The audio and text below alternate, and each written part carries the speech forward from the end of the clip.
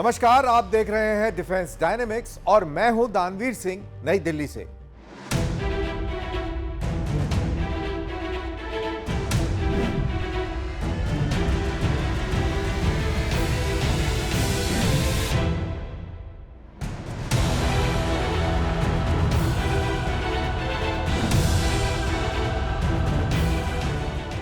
इस सप्ताह हमारी नजर भारत की एयर पावर के भविष्य पर है। क्या आर्टिफिशियल इंटेलिजेंस अगला फाइटर पायलट बना सकता है? देखिए भारत के AI fighter concept FWD supreme के अनावरण पर हमारी विशेष रिपोर्ट। इसके बाद बात करेंगे एमका की, जो अब एक निर्णायक चरण में प्रवेश कर चुका है।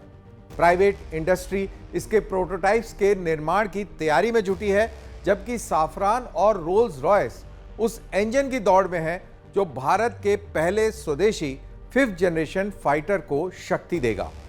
और कार्यक्रम में आगे देखेंगे कि कैसे भारतीय वायुसेना अपनी आइज इन द स्काइज को और मजबूत कर रही है। नेबो UMVHF रेडार के शामिल होने और स्वदेशी Netra airborne early warning and control system के ऑपरेशनल क्लियरेंस के बाद अब भारत की स्टेल्थ एयरक्राफ्ट और मिसाइल थ्रेट्स को पता लगाने की क्षमता और कैसे सशक्त होगी, जानिएगा।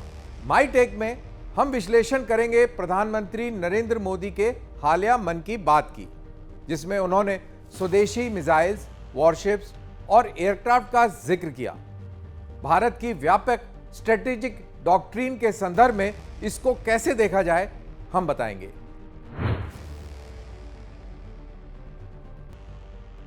दशकों से फाइटर पायलट ही एरियल वॉरफेयर का केंद्र रहे हैं। वर्ल्ड वॉर 2 की डॉग फाइट से लेकर 21वीं सदी की स्टेल्थ बैटल्स तक कॉकपिट में बैठा इंसान ही अंतिम फैसला लेता आया है। लेकिन अगर पायलट ही गायब हो जाए, अगर एयरक्राफ्ट खुद सोच सके, विश्लेषण कर सके, फैसला ले सके और किसी भी इंसान से अधिक तेजी से लड़ सके। इसी तर्ज पर बेंगलोर की एक डिफेंस स्टार्टअप ने अब भारत के पहले AI piloted fighter aircraft concept का अनावरण किया है।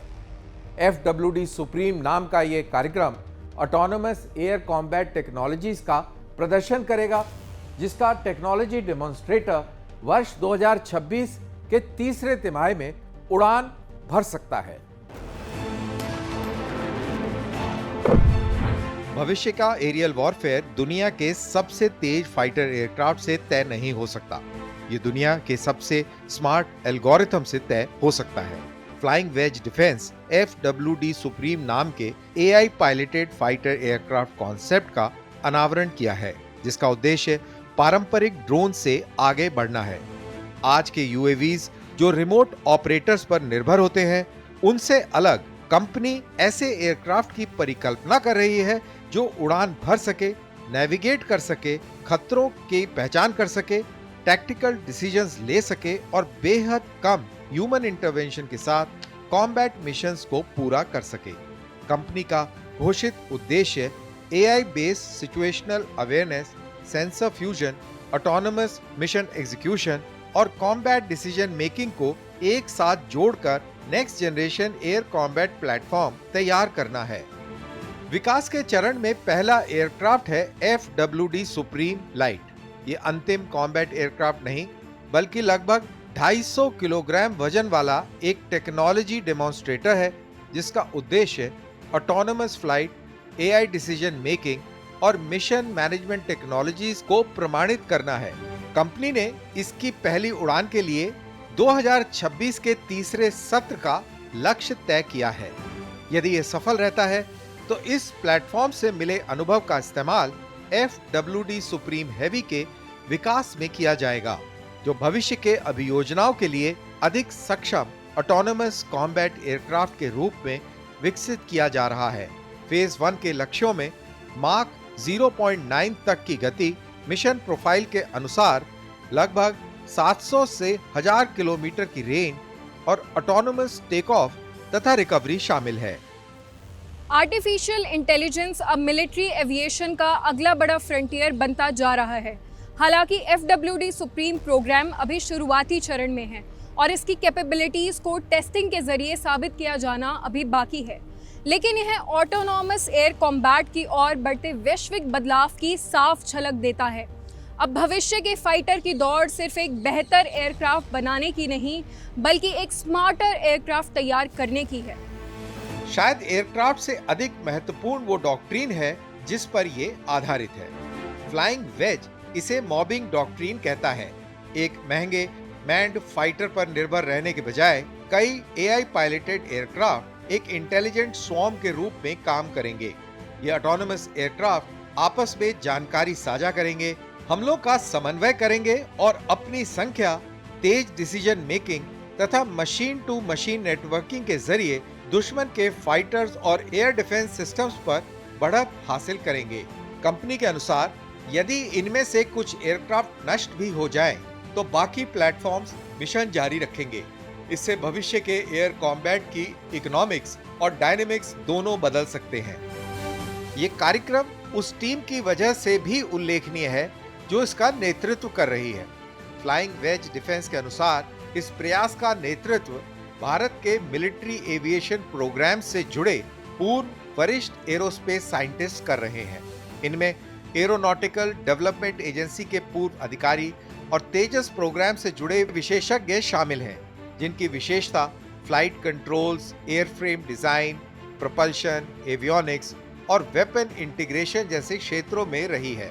भारत के लिए यह एक व्यापक रुझान को भी दर्शाता है। आर्टिफिशियल इंटेलिजेंस धीरे धीरे भविष्य की मिलिट्री प्लानिंग का केंद्रीय हिस्सा बनती जा रही है। ऑटोनोमस ड्रोन्स या लॉयल विंगमैन से लेकर अनमैन्ड अंडर वाटर सिस्टम्स तथा एआई असिस्टेड बैटल मैनेजमेंट तक दुनिया भर की सेनाएं मशीन स्पीड वॉरफेयर में भारी निवेश कर रही हैं।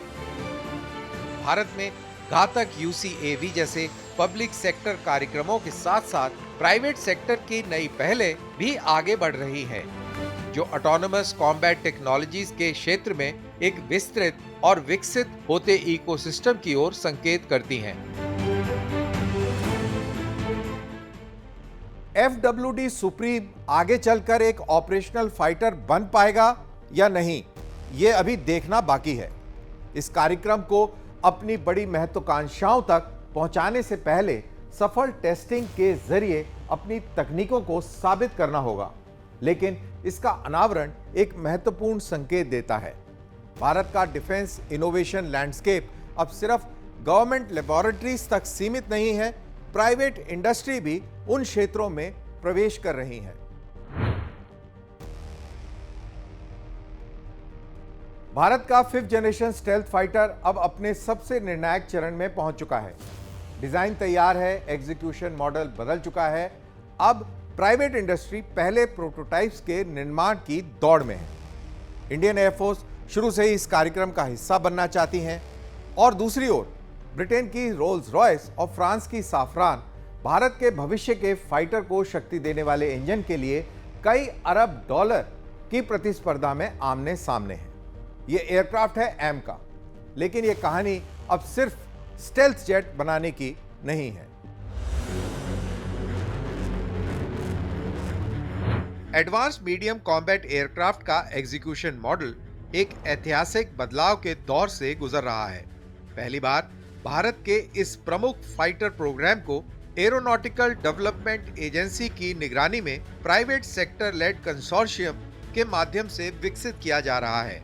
लेकिन इंडियन एयरफोर्स सिर्फ अंतिम एंड यूजर बनकर नहीं रहना चाहती। रिपोर्ट्स के मुताबिक इंडियन एयरफोर्स ने मांग की है कि विजेता कंसोर्शियम के भीतर उसकी परमानेंट एम्बेडेड ओवरसाइट टीम्स हों, ताकि ऑपरेशनल रिक्वायरमेंट्स, मेंटेनेंस इश्यूज और मिशन कैपेबिलिटीज को विकास के दौरान ही शामिल किया जा सके, ना कि प्रोटोटाइप्स बनने के बाद। इसका उद्देश्य साफ है, रीडिजाइन्स कम हो, डिलेस कम हो और स्क्वाड्रन सर्विस में शामिल होने वाला एयरक्राफ्ट पहले से ही ऑपरेशनल रियलिटी के अनुरूप हो। ये पहले के कार्यक्रमों के तुलना में एक बड़ा बदलाव है, जहां यूजर फीडबैक अक्सर डेवलपमेंट साइकिल के काफी बाद मिलता था। एक स्टेल्थ फाइटर उतना ही सक्षम होता है जितना शक्तिशाली उसका इंजन होता है, और यहीं से सबसे बड़ी प्रतिस्पर्धा शुरू होती है। साफरान और रोल्स रॉयस दोनों ने एमका मार्क 2 के लिए भारत की स्वदेशी 120 किलो न्यूटन इंजन को को डेवलपमेंट हेतु अपनी कॉस्ट एस्टीमेट्स प्रस्तुत की हैं। इंडस्ट्री एस्टीमेट्स के अनुसार पूरे डेवलपमेंट साइकिल के दौरान इस कार्यक्रम की लागत 5 बिलियन यूएस डॉलर से अधिक हो सकती है। हालांकि इस प्रस्ताव के साथ भारत को वह पेशकश भी की गई है जो उससे पहले शायद ही कभी मिली हो, कंप्लीट इंटेलेक्चुअल प्रॉपर्टी राइट्स, यानी इंजन डिजाइन, मैन्युफैक्चरिंग राइट्स, भविष्य के अपग्रेड्स और एक्सपोर्ट परमिशंस भारत के पास होंगे और इसके लिए उसे विदेशी मंजूरियों पर निर्भर नहीं करना पड़ेगा। उम्मीद है कि ये इंजन सिर्फ एमका मार्क 2 ही नहीं बल्कि आने वाले दशकों में भविष्य के कॉम्बैट एयरक्राफ्ट और उन्नत एरोस्पेस प्रोग्राम्स को भी शक्ति देगा। ये प्रतिस्पर्धा अब लगातार और तेज होती जा रही है। रोल्स रॉयस ने अब अपनी वैश्विक क्षमताओं को प्रमुखता से सामने रखना शुरू कर दिया है। उसका ताजा तर्क दसॉ एविएशन के उस फैसले पर आधारित है जिसमें उसने अपने प्रमुख फैल्कन 10X बिजनेस जेट के लिए घरेलू फ्रांसीसी इंजन के बजाय Rolls Royce Perl 10X engines को चुना है। संदेश स्पष्ट नहीं बल्कि बेहद महत्वपूर्ण है। अगर फ्रांस की प्रमुख aircraft manufacturer company Rolls Royce की टेक्नोलॉजी पर भरोसा करती है तो भारत भी कर सकता है। वहीं Safran helicopter engines, Rafale ecosystem और डीप टेक्नोलॉजी ट्रांसफर के प्रस्ताव के जरिए भारत के साथ अपनी लंबे समय से चली आ रही साझेदारी को अपनी सबसे बड़ी ताकत के रूप में पेश कर रही है। नई दिल्ली के लिए ये अब सिर्फ प्रोक्योरमेंट डिसीजन नहीं रह गया है, ये एक स्ट्रेटेजिक चॉइस है जो अगले आधी सदी के लिए भारत की एरो इंजन कैपेबिलिटी को परिभाषित कर सकता है। एमका तेजी से आजादी के बाद भारत के सबसे बड़े एरोस्पेस इंडस्ट्रियल प्रोग्राम के रूप में उभर रहा है। एयरक्राफ्ट महत्वपूर्ण है, लेकिन उससे भी अधिक महत्वपूर्ण वो इकोसिस्टम है जो इसके साथ विकसित होगा। Private aerospace manufacturing, advanced composites, mission computers, stealth materials, flight control software, sensors और शायद सबसे महत्वपूर्ण भारत का पहला वास्तविक indigenous high thrust fighter engine. अगर मौजूदा रोड मैप सफल रहता है तो भारत सिर्फ कॉम्बैट एयरक्राफ्ट की असेंबली नहीं करेगा बल्कि वह दुनिया की सबसे जटिल मिलिट्री टेक्नोलॉजीज में से एक का डिजाइन, मैन्युफैक्चर और लगातार अपग्रेड भी करेगा। यह भारत की स्ट्रेटेजिक ऑटोनॉमी की दिशा में एक परिवर्तनकारी छलांग साबित होगी। एमका को अक्सर भारत के 5th जनरेशन एयर कॉम्बैट का जवाब माना जाता है, लेकिन इसकी सफलता सिर्फ एयरक्राफ्ट तय नहीं करेगा। असली परीक्षा इस बात की होगी कि क्या भारत इसके पीछे का इकोसिस्टम, खास करके टेक्नोलॉजीज, इंजन और एग्जीक्यूशन में महारत हासिल कर पाता है या नहीं। अगर ये सभी पहलुओं को एक साथ सफलता मिलती है तो एमका सिर्फ एक फाइटर एयरक्राफ्ट नहीं बल्कि एक बड़ा एरोस्पेस इंडस्ट्री का नींव साबित होगा। बैटल जीतना अब सिर्फ सबसे बेहतरीन फाइटर एयरक्राफ्ट होने तक सीमित नहीं है। जो पहले देखेगा वो पहले बचेगा।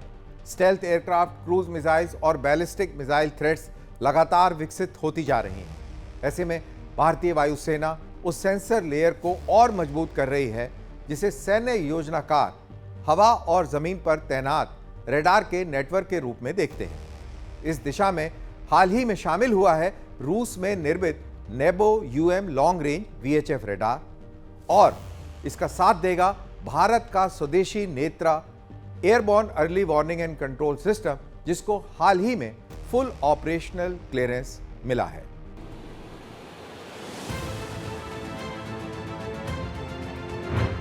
इंडियन एयरफोर्स ने 55ZH-6ME नेबो यूएम वेरी हाई फ्रीक्वेंसी यानी VHF रडार को अपने इंटीग्रेटेड एयर डिफेंस नेटवर्क में शामिल किया है। हाल ही में वायु शक्ति 2026 के दौरान दिखाई दिया ये radar stealth aircraft, cruise missiles और बैलिस्टिक मिसाइल थ्रेट्स के खिलाफ लॉन्ग रेंज सर्विलेंस को मजबूत करने के लिए तैयार किया गया है। उच्च फ्रीक्वेंसीज पर काम करने वाले पारंपरिक रडार्स के विपरीत नेबो यूएम VHF वेवलेंथ्स का उपयोग करता है जिन पर स्टेल्थ शेपिंग टेक्निक्स का प्रभाव अपेक्षाकृत कम होता है। इससे यह लो ऑब्जर्वेबल टारगेट्स का कहीं अधिक दूरी से पता लगा सकता है। यह सिस्टम अधिक मोबाइल भी है, जिससे इसे अलग अलग ऑपरेशनल सेक्टर्स में तेजी से तैनात किया जा सकता है। भारत के लिए खासकर ऐसे समय में जब क्षेत्र में स्टेल्थ एयरक्राफ्ट का खतरा बढ़ रहा है, यह इंडक्शन उसकी पहली अर्ली वार्निंग लेयर को पहले कहीं अधिक मजबूत बनाता है। जहां नेबो यूएम जमीन की निगरानी करता है, वहीं नेत्रा आसमान से नजर रखता है। भारत के स्वदेशी airborne early warning and control system को अब फाइनल ऑपरेशनल क्लियरेंस मिल गया है, जिससे यह आधिकारिक रूप से पूर्ण कॉम्बैट ऑपरेशंस के लिए प्रमाणित हो गया है। एयरक्राफ्ट पर स्थापित नेत्रा उस उड़ते हुए रडार स्टेशन की तरह काम करता है। उच्च ऊंचाई पर संचालन करते हुए ये एयरक्राफ्ट को पता लगा सकता है, विशाल क्षेत्र में एरियल एक्टिविटी पर नजर रख सकता है और फाइटर्स तथा ground based air defence units को रियल टाइम बैटल मैनेजमेंट उपलब्ध करा सकता है। ग्राउंड रडार्स के विपरीत एक एयरबोर्न सिस्टम पृथ्वी की विकृतता से आगे तक देख सकता है, जिससे कमांडर्स को पूरे बैटल स्पेस की कहीं अधिक व्यापक तस्वीर मिलती है। फाइनल ऑपरेशनल क्लियरेंस मिलने के बाद नेत्रा इंडियन एयरफोर्स की नेटवर्क सेंट्रिक वॉरफेयर कैपेबिलिटी में पूरी तरह शामिल हो गया है। इससे देश का एयर डिफेंस नेटवर्क अब पहले से ज्यादा कनेक्टेड, ज्यादा रिस्पॉन्सिव और कहीं अधिक प्रभावी बन गया है। हालांकि दोनों सर्वेलेंस एसेट्स हैं, लेकिन नेबो यूएम और नेत्रा में भूमिकाएं एक दूसरे से बिल्कुल अलग हैं। नेबो यूएम लगातार लॉन्ग रेंज ग्राउंड सर्वेलेंस प्रदान करता है और लो ऑब्जर्वेबल एयरक्राफ्ट तथा बैलिस्टिक मिसाइल सहित आने वाले खतरों के लिए आसमान पर लगातार नजर रखता है। वहीं नेत्रा एक एयरबॉर्न कमांड और कंट्रोल प्लेटफॉर्म के रूप में काम करता है। ये सिर्फ टारगेट्स का पता ही नहीं लगाता, बल्कि फाइटर एयरक्राफ्ट्स का समन्वय करता है, इंटरसेप्शन का प्रबंध करता है और पूरे बैटलफील्ड में टेक्निकल इंफॉर्मेशन साझा करता है। दोनों मिलकर एक लेयर्ड सर्वेलेंस आर्किटेक्चर तैयार करते हैं। ग्राउंड रडार्स खतरों का पता लगाते हैं, एयरबोर्न सेंसर्स निगरानी का दायरा बढ़ाते हैं, फाइटर्स को रियल टाइम टारगेटिंग इंफॉर्मेशन मिलती है और surface to air missile units कार्रवाई के लिए तैयार हो जाती हैं। भविष्य के युद्ध फाइटर एयरक्राफ्ट के सीमाएं पार करने से शुरू नहीं होंगी। वे सैकड़ों किलोमीटर दूर से सेंसर द्वारा गतिविधियों का पता लगाने के साथ शुरू होंगे। Stealth aircraft, cruise missiles, hypersonic weapons और बैलिस्टिक मिसाइल लॉन्चेस, ये सभी डिसीजन टाइम को घटाकर सिर्फ कुछ मिनटों तक सीमित कर देते हैं। यही वजह है कि आधुनिक एयर पार अब अलग अलग प्लेटफॉर्म्स की बजाय इंटीग्रेटेड सर्वेलेंस पर लगातार अधिक निर्भर होती जा रही है।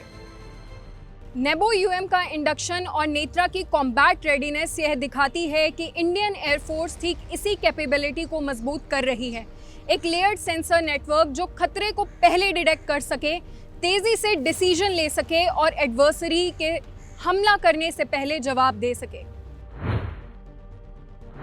आधुनिक वॉरफेयर में कई बार इंफॉर्मेशन फायर पावर से अधिक निर्णायक साबित होती है।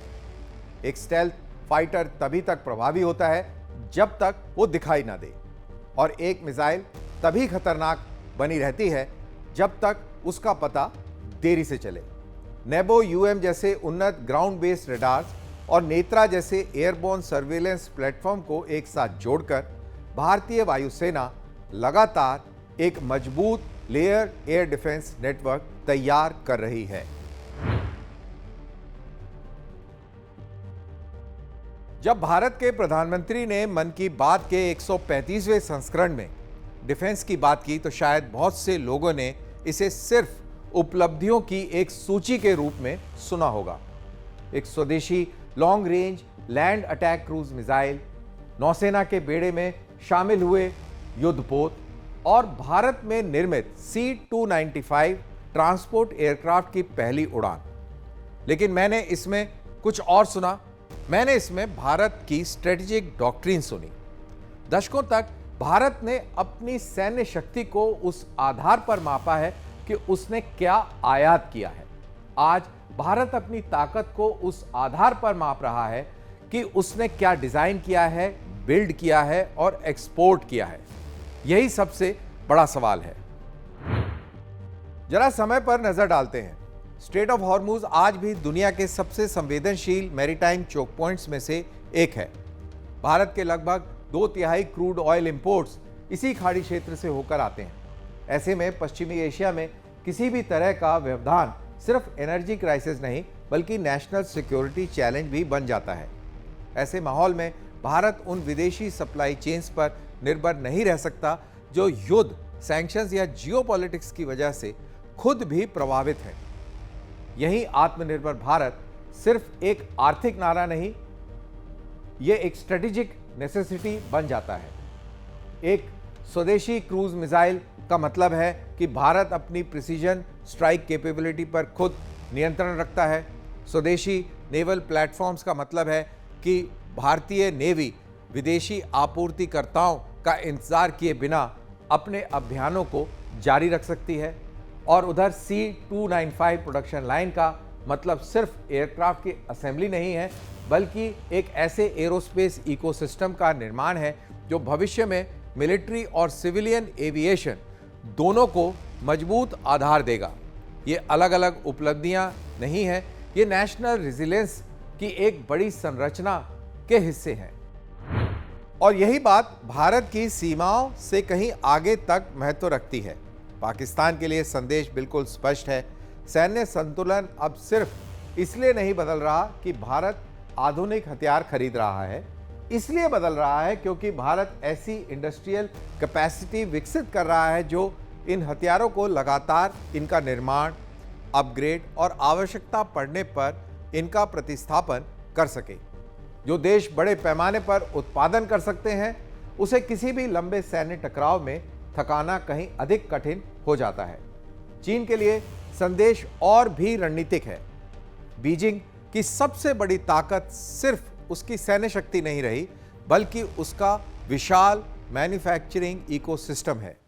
भारत का जवाब चीन की संख्या की बराबरी रातों रात करना बिल्कुल नहीं है बल्कि अपना एक ऐसा इंडस्ट्रियल बेस तैयार करना है जो विदेशी निर्भरता को कम करे और आने वाले दशकों तक सैन्य शक्ति को बनाए रखने में सक्षम हो। यही क्षेत्रीय स्थिरता को और भी महत्वपूर्ण आधार देता है। इसलिए असली कहानी किसी मिसाइल, वॉरशिप या एयरक्राफ्ट की नहीं, असली कहानी है कि भारत धीरे धीरे निर्भरता की जगह क्षमता को स्थापित कर रहा है। 21वीं सदी में सबसे शक्तिशाली देश सिर्फ वो नहीं होगा जिसके पास आधुनिक हथियार होंगे। सबसे शक्तिशाली देश वो होंगे जो दुनिया में कहीं भी कुछ भी हो फिर भी उन हथियारों का डिजाइन, मैन्युफैक्चर और सपोर्ट लगातार करते रहेंगे। भारत ने अब उसी यात्रा की शुरुआत कर दी है और मेरी नज़र में यही इस मन की बात का सबसे महत्वपूर्ण स्ट्रेटेजिक मैसेज है।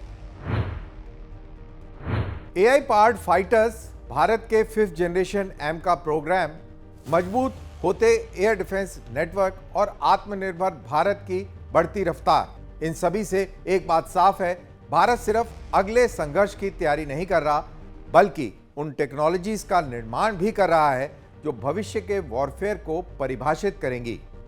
इसी के साथ आज का ये एपिसोड यहीं पर समाप्त होता है। अगले हफ्ते फिर मुलाकात होगी नई डिफेंस स्टोरीज और उनके एनालिसिस के साथ। तब तक के लिए दीजिए इजाजत। जय हिंद।